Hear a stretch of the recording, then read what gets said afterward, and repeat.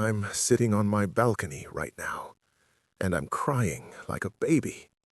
At 73 years old, you'd think I'd be past tears. You'd think the weight of all these years would have dried me up inside. But no, here I am, old and wrinkled, with tears running down my face like I'm some kind of leaky faucet.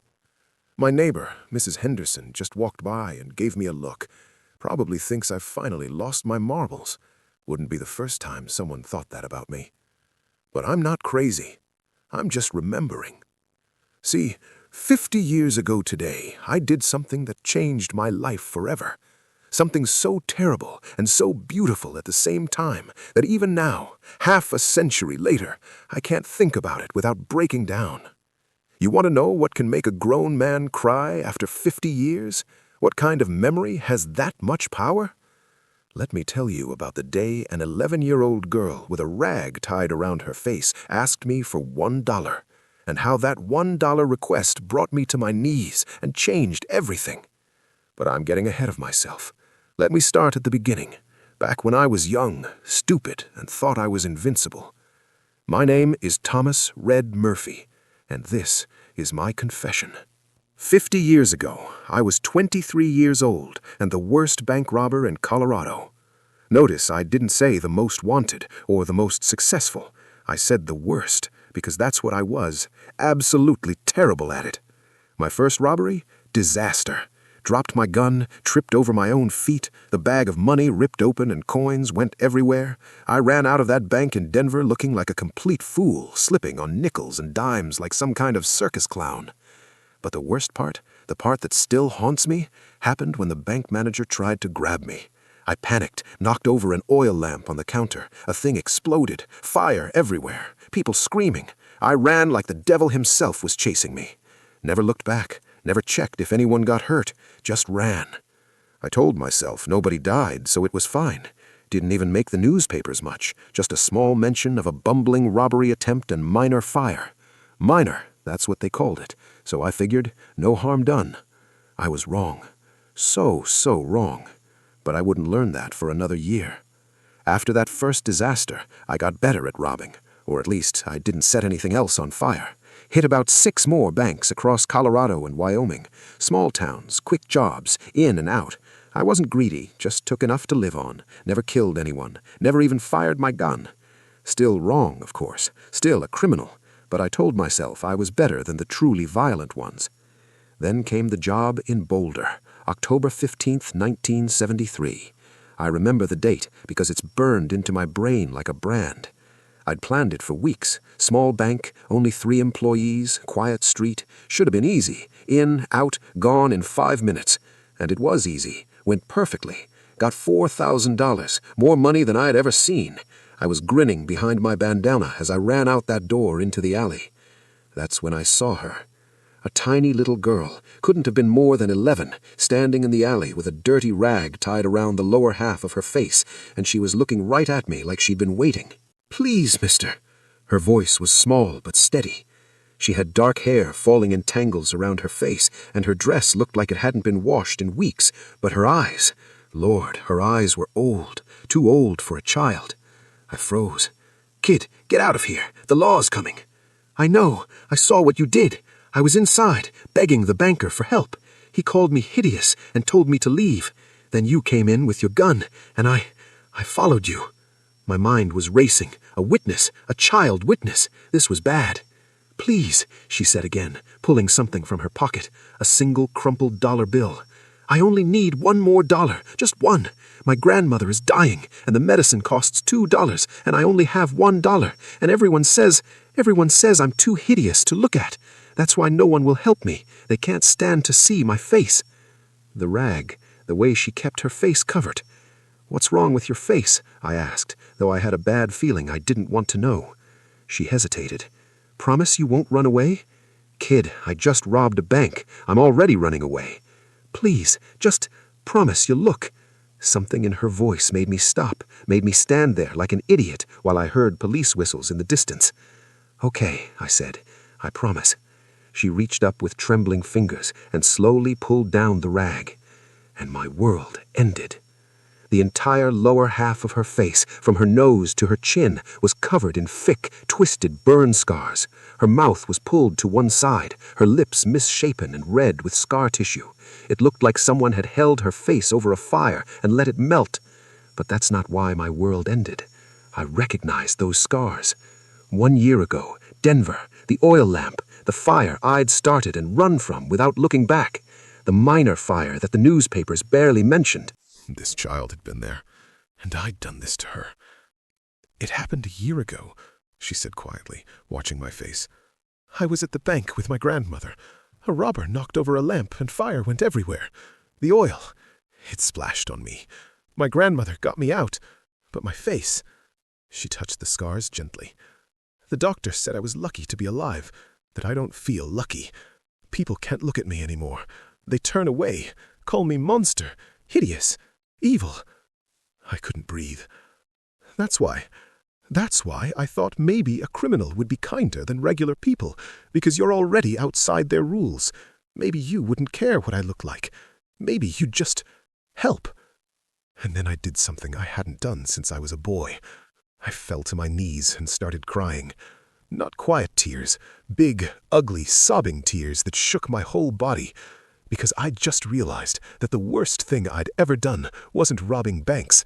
It was running away from that fire without checking who I'd hurt. The girl stepped back, confused. "Mister, are you okay?" I couldn't answer, couldn't speak, just knelt there in that dirty alley with a bag of stolen money at my feet, sobbing like my heart was breaking. Because it was. "It was me," I finally choked out. "Denver, last year, the fire, that was me. I knocked over the lamp. I ran. I never looked back. I never checked. I just ran, and I told myself nobody got hurt, and I was wrong. God, I was so wrong." Her eyes went wide. "I did this to you. I was shaking. Your face, your life, everything people say to you, everything you've suffered. I did that. Me." We stared at each other, this child I'd scarred, and the broken man who'd finally realized what he'd done. "I'm sorry." The words felt pathetic, useless. "I'm so sorry. There's nothing I can do to fix this, nothing I can say. I ruined your life." She was quiet for a long moment. The police whistles were getting closer. I should run. I should grab the money and disappear. But I couldn't move. Then this 11-year-old girl, this child whose face I'd destroyed, did something that broke me even more. She knelt down beside me, and she hugged me. "It's okay," she whispered. "It's going to be okay." "How can you say that?" I was still crying. "I hurt you. I destroyed your face. I'm a monster." "You made a mistake." Her small arms were surprisingly strong around my shoulders. "You didn't mean to hurt me, and you're sorry. That's more than anyone else has given me. Everyone else just looks away. But and you asked what was wrong with my face. You didn't just turn away. You looked. You saw me." Her voice was gentle. "Do you know how long it's been since someone really looked at me?" I pulled back and looked at her, really looked. Beyond the scars, I saw a brave little girl who'd tracked down a bank robber because she was desperate, who'd survived something horrible and was still trying to save her grandmother, who was comforting the man who'd hurt her. "What's your name?" I asked. Emma Crawford." "Emma, I'm going to help you. I'm going to help your grandmother, and then I'm going to turn myself in." Her eyes widened. "But you go to prison." I should have gone a long time ago. But first, I had a promise to keep, and for once in my miserable life, I was going to do something right. Now, before I tell you what happened next, and I promise you this is where things get really interesting, I need to ask you wonderful folks a favor. If you're enjoying this old man's story, would you mind hitting that subscribe button down below? It helps me share more of these memories with people who actually care about them. Thank you so much. You're a blessing. Now, where was I? Oh yes, the promise I made to a scarred little girl in an alley. I stood up, wiped my face, and made a decision. "Take me to your grandmother," I said. Emma's eyes filled with hope. "Really? You'll help?" "I'll help. But Emma, I need you to understand something. After I help you, I'm going to confess to all of it, the robberies, the fire, everything. I need to face what I've done." "But why? If you help us, that's good enough, isn't it?" "No." I picked up the bag of money. "Good deeds don't erase bad ones. They're separate things. I'm going to do this good thing because it's right, and then I'm going to face justice because that's also right. She thought about this. My grandmother says the measure of a man isn't his mistakes, it's what he does after. Your grandmother sounds wise. Now come on, before the law catches up. She led me through back alleys to the poorest part of Boulder. Her home was a shack, barely 4 walls and a roof. Inside, an old woman lay on a cot, breathing shallow and weak. "Grandma!" Emma rushed to her side. "Grandma, I got help!" The woman's eyes opened. She looked at me, took in the bag, put it together fast. "Emma," she said weakly, did you go to a criminal?" "Nobody else would help, Grandma, and he's actually nice. He's going to help us." The grandmother's eyes met mine. I saw judgment there, deserved judgment. "I'm sorry," I told her, "for what I have to be for her to get help, but I promise I'll make this right."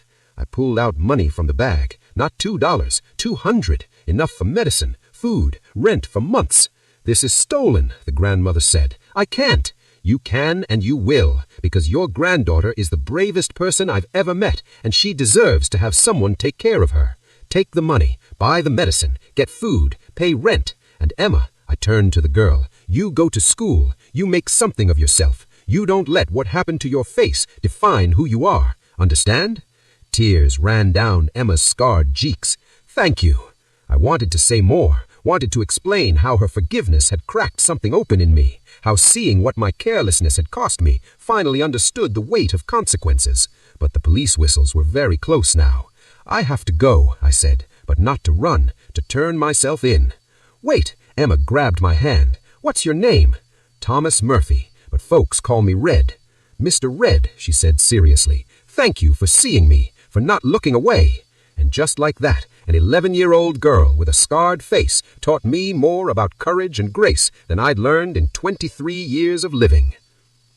I walked out of that shack and straight to the police station. The desk sergeant's jaw dropped when I walked in with the bag of money. "I'm Thomas Murphy, also known as Red. I've robbed 7 banks in the past year, and I'm here to confess." The trial was quick. I pled guilty to everything, told them about all the robberies, including the fire in Denver, asked them to check if anyone was hurt in that fire. That's how we found Emma's medical records, how the judge learned what I'd done to that little girl. The prosecutor wanted to throw the book at me, 20 years minimum, but then something unexpected happened. Emma and her grandmother came to my sentencing. Emma stood up in that courtroom, in front of everyone, without her rag, let everyone see her scars, and she spoke. "This man hurt me. He made a mistake that changed my life, but he also came back. He helped us when nobody else would. He faced what he did, and he's sorry, really, truly sorry. Isn't that what justice is supposed to be about? Not just punishment, but someone actually becoming better?" The judge listened, really listened. In the end, I got 8 years. With good behavior, I served 6. But here's the thing they don't tell you about prison. It gives you a lot of time to think. And I spent every day of those 6 years thinking about Emma Crawford and the grace she showed me. I got out when I was 29 years old. First place I went? Boulder, to that shack on the poor side of town. But it wasn't a shack anymore. It was a neat little house, freshly painted, flowers in the window boxes, a small sign that read, "Crawford Residence." Emma answered the door. She was 17 now, taller, but I'd recognize those eyes anywhere. She still had the scars. You can't erase something like that, but she wasn't hiding them. "Mr. Red?" She smiled, a crooked smile because of the scars, but genuine. "You came back." "I promised, didn't I? How's your grandmother?" "She passed 2 years ago, peacefully, in her sleep. But she saw me graduate high school first. She was so proud." "I'm sorry for your loss." "Don't be. You gave us 6 more good years together. The medicine you bought saved her life. We had time. That's more than we would have had." She stepped aside. "Come in. I want to show you something." Inside, the walls were covered with certificates and photographs. Emma in a graduation gown. Emma receiving an award. Emma shaking hands with the mayor. "After Grandma died, I got a scholarship," she explained. "I'm studying social work now. I want to help kids like me, kids that people look away from." "Emma, that's incredible. It's because of you. You didn't look away. You saw me. You showed me that my scars don't define me, that I can still matter." I had to sit down. "Emma, I'm the one who gave you those scars." "I know. And I spent a long time being angry about that. But I realized something. You can't change the past. You can only choose what you do with it. You chose to help, to confess, to face consequences. You showed me what real courage looks like. She pulled out a newspaper clipping. It was about a new community center opening in Denver. The article mentioned a generous anonymous donation that made it possible, a center that would help burn victims and their families. I read about this, I said. That was you, wasn't it? She smiled. The donation came from someone named T. Murphy. I figured it out. It was true. I'd spent the last 3 years working construction, saving every penny, then donated it all to that center, because I couldn't undo what I'd done to Emma, but maybe I could help other people who'd been hurt like her. I'm trying to make up for it, I said, quietly. You already did. She sat beside me. You gave me my grandmother's last years. You showed me that people can change. You proved that even terrible mistakes can become, not good, but something that leads to good. Does that make sense? Yeah, Emma, it does. We talked for hours that day, about her plans, my work, the strange way our lives had tangled together. When I left, she hugged me goodbye. Thank you, Mr. Red, she said, for everything. I'm the one who should be thanking you, Emma. You saved my life that day in the alley. You just didn't know it. Over the next 44 years, Emma and I stayed in touch. I watched her graduate college, watched her open her own center for trauma survivors, watched her get married to a good man who loved her scars and all, watched her have kids, 3 beautiful children who called me Uncle Red. She changed hundreds of lives, helped countless people who'd been hurt, scarred, cast aside, became exactly the person I'd seen in that brave 11-year-old who tracked down a bank robber because she was desperate. And me? I lived a quiet life, worked construction, paid taxes, never committed another crime, donated to Emma's center every year, tried to be the kind of man that little girl had believed I could be. But every year, on October 15th, I go to my balcony, and I cry. Not just from guilt, though that's still there, that never goes away completely, and it shouldn't. I cry because 50 years ago today, I learned what grace really means. I learned it from an 11-year-old girl who had every reason to hate me and chose forgiveness instead, who saw a broken, sobbing bank robber and said it's going to be okay.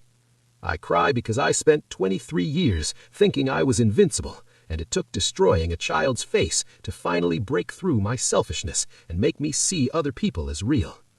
I cry because Emma Crawford showed me that the worst moment of my life could become the catalyst for the best parts of it, that redemption isn't about erasing mistakes, it's about choosing to be better despite them.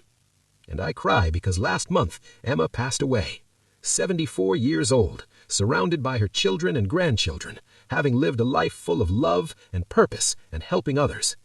At her funeral, her daughter gave me a letter Emma had written before she died. It said, "Dear Uncle Red, thank you for seeing me when I was invisible. Thank you for showing me that scars can be the beginning of a story, not the end. Thank you for proving that people can change. You were my first lesson in grace, and I built my whole life on what I learned that day in the alley. I forgave you a long time ago. I hope you've forgiven yourself. Love always, Emma." So, that's why I'm sitting here crying 50 years later, because I spent half a century trying to be worthy of the forgiveness that 11-year-old girl gave me. And I'm not sure I ever really managed it. But I tried. God knows I tried. Emma's grandson is coming by today. He's 17, same age Emma was when I got out of prison. He wants to hear the whole story, the real story, not the sanitized version. I'm going to tell him everything. The robberies, the fire, the scars, the grace. All of it.